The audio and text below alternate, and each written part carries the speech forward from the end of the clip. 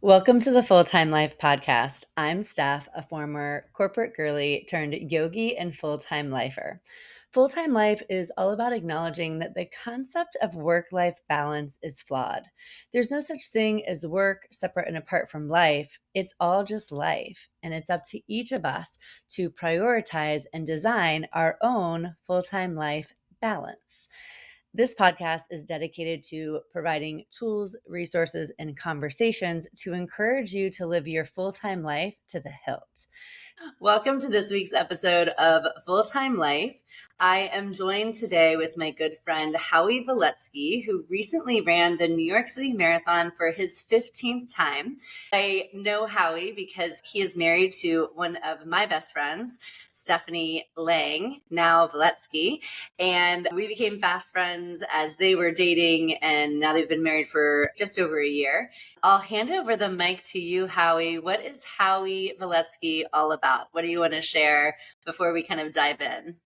What is Howie Voletsky all about? I feel like that's a loaded question, Steph. I've been working for DocuSign for 2 years now, fully remote out of New York City. So that's been quite the transition from going into the office every single day. And that's your full-time job. That is my full-time job. You also have your passion project Yes. of running. Yeah, so recently I got my USATF, United States Track and Field Association Level 1 certificate. So hoping to start coaching some runners in the near future that might actually be a coach for Fred's team, which is the Memorial Sloan Kettering Cancer Center's charity arm for the New York City Marathon. So we'll see what happens, but that is my passion project.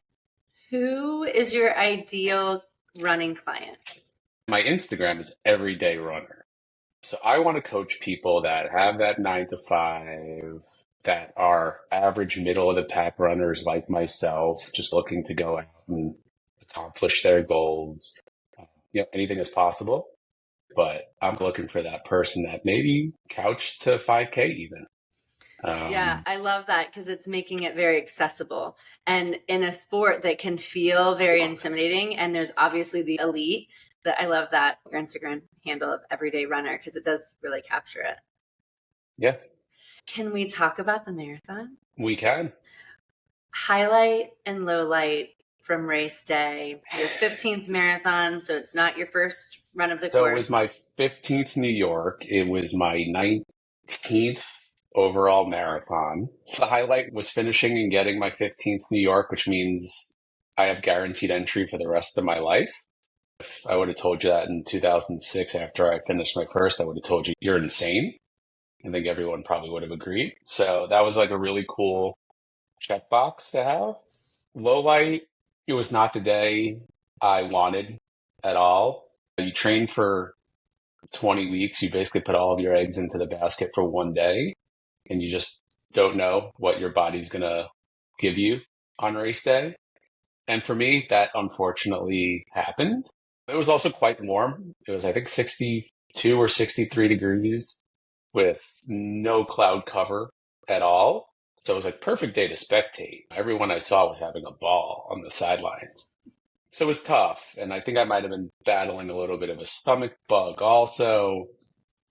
So it was hard to take in nutrition for the last like 7 or so miles. But there was never a thought of dropping out. I've never DNF'd a race before in my life, a marathon. I know where I'm going since it's New York City. So just embraced the last 7 or 8 miles and just made sure I got to the finish line. But yeah, the low light was I was definitely trained to run probably 30 minutes faster than what I actually came in at. So that's been a little bit of a tough pill to swallow. How do you find compassion for yourself? How do you recover mentally and give yourself grace? Yeah, I'm my own worst critic. So this year really, it hit me hard. The day after the marathon, I was with my wife in Lululemon. That was punishment for running my 15th marathon. I said maybe I should run the Philly Marathon in 2 weeks as redemption. And surprisingly, Stephanie was like, you want to do it? All right, go ahead and do it. And Right after the marathon, I think everything's really raw. And I think I was just so super upset that I was just looking for like an outlet. And I thought maybe it's a good idea to go run a marathon in 2 weeks. I will tell you the next day I woke up and I spoke with my coach and she was like, I think this is like a terrible idea. So luckily we did not run the Philly Marathon, which is happening right now. I think for me, just taking some time off, I think I've run once since the marathon, just trying to enjoy life a little more, not having to wake up every day and follow a training plan and eat healthy and make sure you're hitting all your calories. I will say it's still raw in my head. The more I think about it, the more I get upset. But there's always next year. But it's tough when you put all your eggs into one basket for one day. Yeah. It's not like if you have a bad round of golf, you can go out and play again the next day. You can't just sign up for another marathon like the next day and try and get that redemption. So I have to just realize there will be other opportunities for the rest of my life for New York. Take Right. us through race morning, pre-race, getting to the start line. It's always the morning of the daylight savings Yep. reset.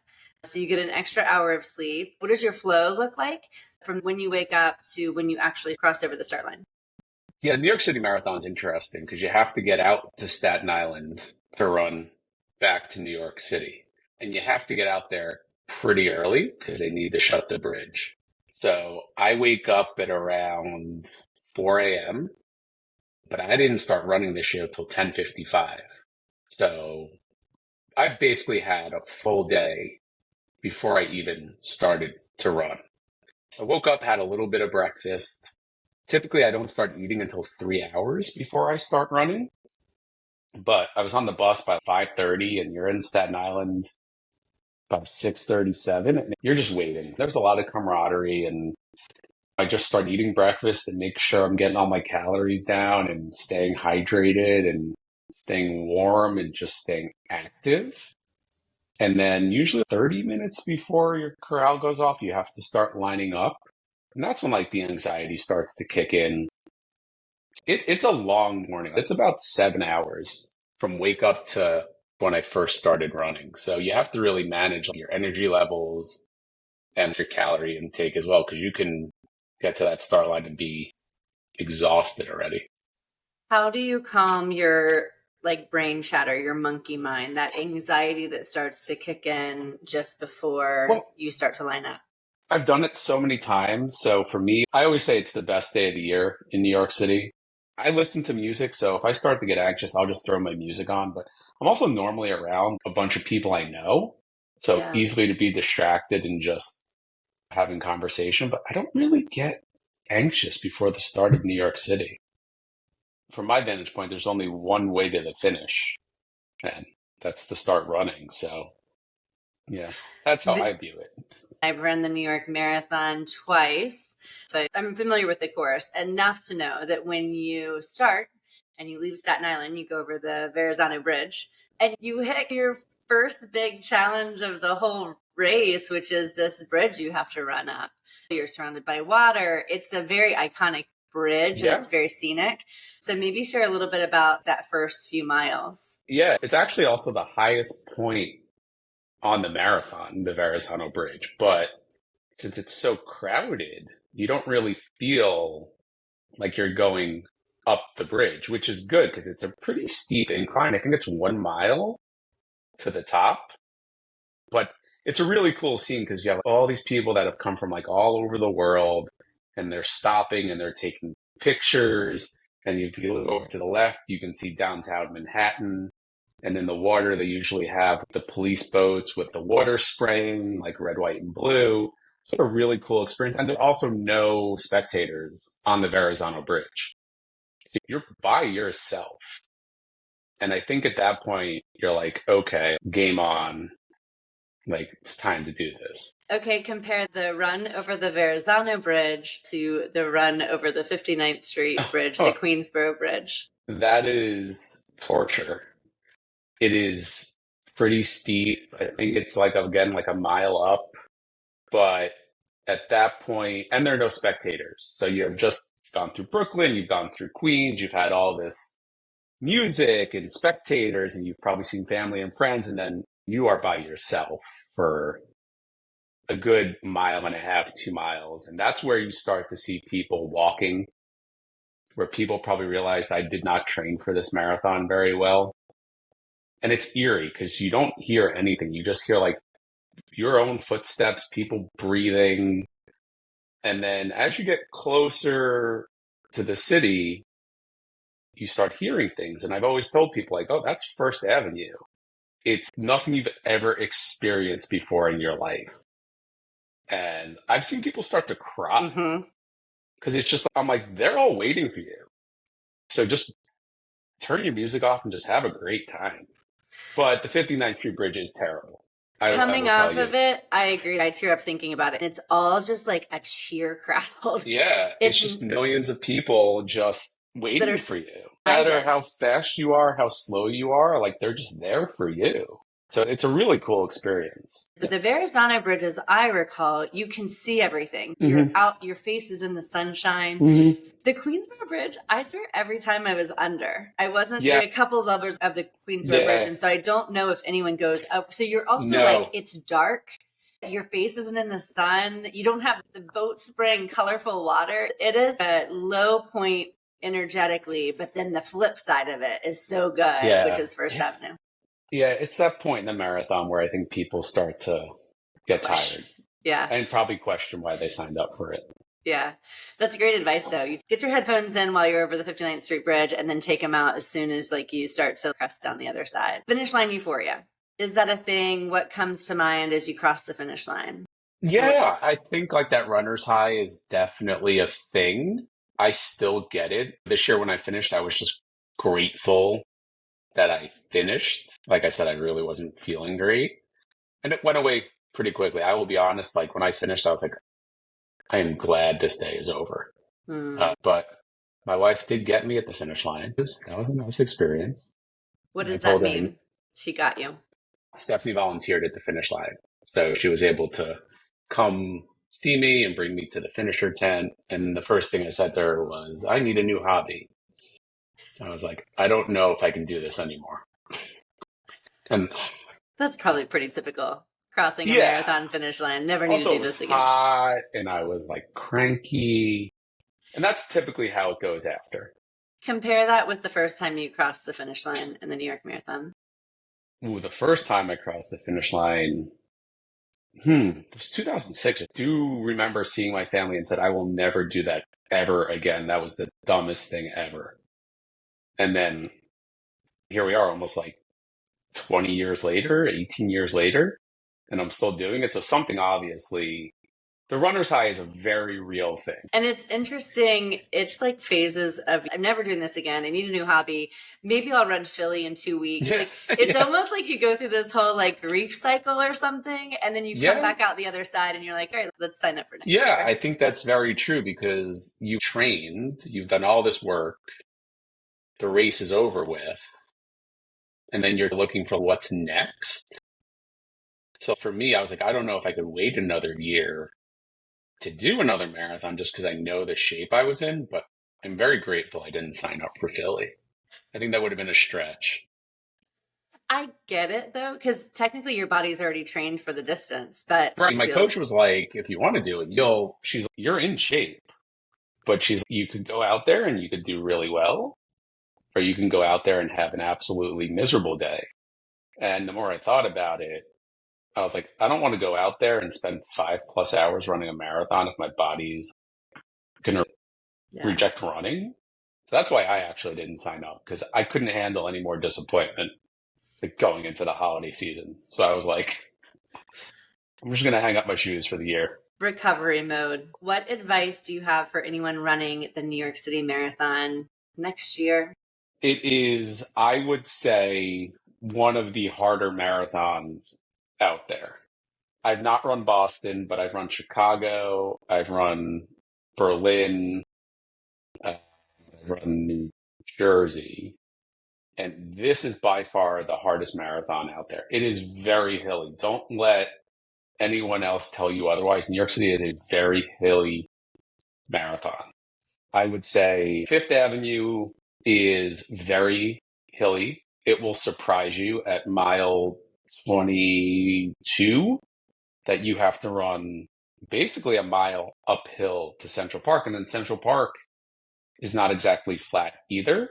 So I would prepare for hills if you're going to run New York City. And it's not a fast course either. If you're looking to PR, I would probably choose another marathon. I've been doing this race for 15 years and I have still not broken 4 hours in New York City. So it's a challenging course. And now you don't know what the weather. Last year it was 75 degrees. This year it was 63 degrees. You just don't know what you're going to get in November in New York anymore. The second time I ran it with my cousin, and she basically paced me. She's faster than me, and I kept telling her to leave me, and she wouldn't. I just had to keep up. All this to say, towards the end, so you come out of the Bronx, the last 6 miles, I remember telling her, this is really rude. That's the Fifth Avenue, I guess, that you're talking about. Yeah. I was like, it's really rude because it's uphill. Like, they could have done this another way. And she was just like, validating what was basically just my mental chatter, right? She was like, I know, but you still have to run it. Yeah. It's sneaky. It's a sneaky finish. And then you have to run up to the finish lines up a hill. You've mentioned a few times your coach. I'd love to hear a little bit about how long have you had a coach, and did that inspire you to take on coaching? I've had a coach for the last 5 years. It's virtual. But for me, I need accountability. I just can't go out there and go for a run. I need to be told what to do. And then I need someone to validate whether or not the run was good. And if it was bad, why was it bad?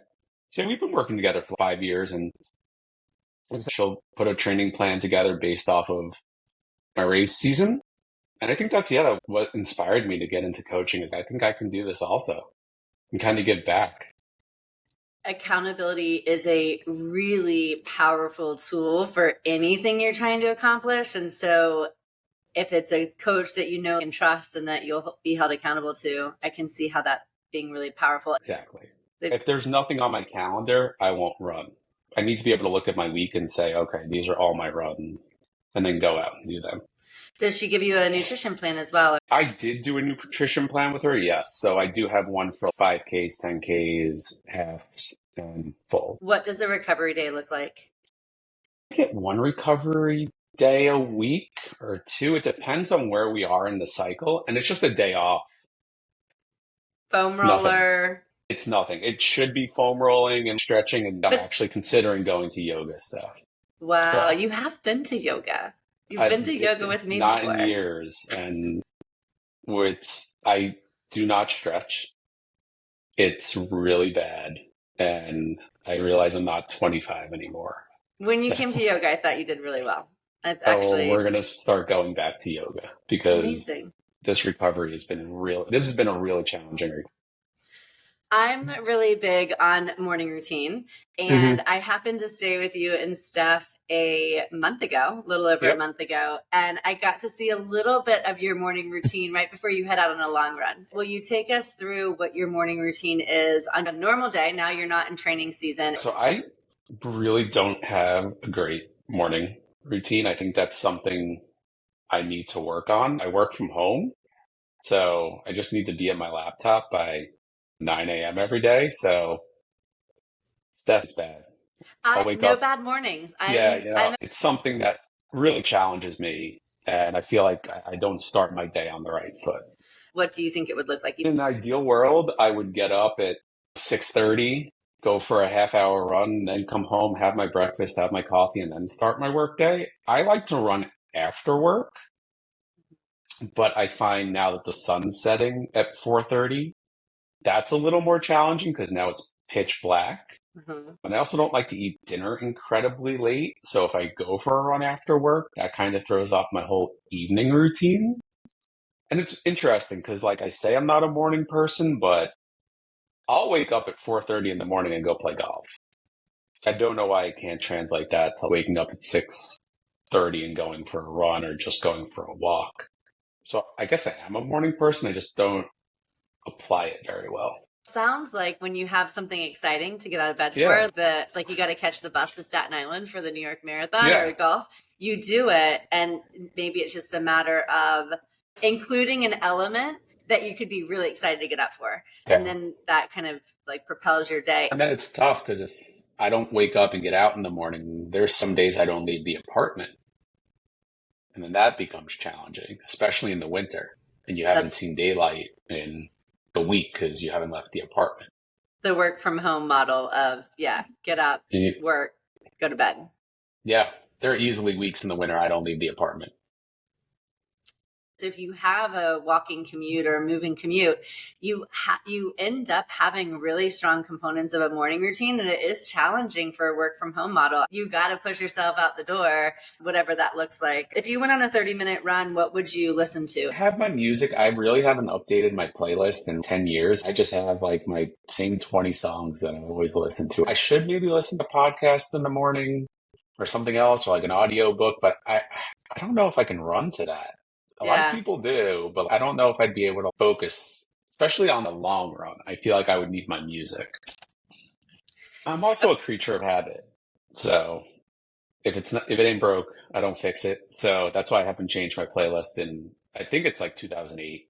I'll be honest. I think that's what it says. So that's just like your normal, typical morning. But when you're doing your long run, that's actually a very intentional morning routine because I saw it happen, right? You've got to get your nutrition and your hydration and your reflection and all the things. And so what does that morning routine look like? Take us through that. So typically if I have a long run, say anything over 2 hours in the summer, you really need to be intentional about getting out the door by 6:37 the latest because you don't want to be running in the heat. In a perfect world, I would have already made all of my nutrition and all of my drinks the night before. But if not, I have to get up. I have to make sure my Gatorade is made, my shakes are made, all my nutrition is laid out, all my clothes are laid out. It takes a good half hour, 45 minutes, maybe more by the time I get up to the time I actually get out of the apartment. Because you're going out there for 2 hours, you want to make sure you have everything on you. So it takes some time. That's pro level intentionality that starts clearly the night before, and it could start the morning of. It just slows you down, and it's everything from having your devices charged to having your hydration made. And that is, to me, that's pro level morning routine. And you just apply it during these times when you have the long run because it's super hyper intentional. Yeah. I'm really intrigued by this 2024 Coach Howie, everyday runner coach. I think that's really exciting. And the fact that you have so much experience, and especially with the New York Marathon, I can totally see how that becomes your area of expertise and really guiding people through something that is from start to finish, from getting into the New York Marathon and then getting across the finish line is a whole journey. And your first client may be set up through your connections with Fred's team. Hopefully, yeah. Or my wife. It's also really great. I need to get her on the podcast as well. I hope you enjoyed this conversation as Howie reflected on his own personal NYC marathon experience and shared how running is influencing his career aspirations beyond his day job. Follow along with Howie on Instagram at everyday_runner_NYC and DM him for coaching if you think he could be the running coach for you. If you are looking for tools to uplevel your morning routine, download my free blueprint. I'll drop the link in the show notes. Until next time.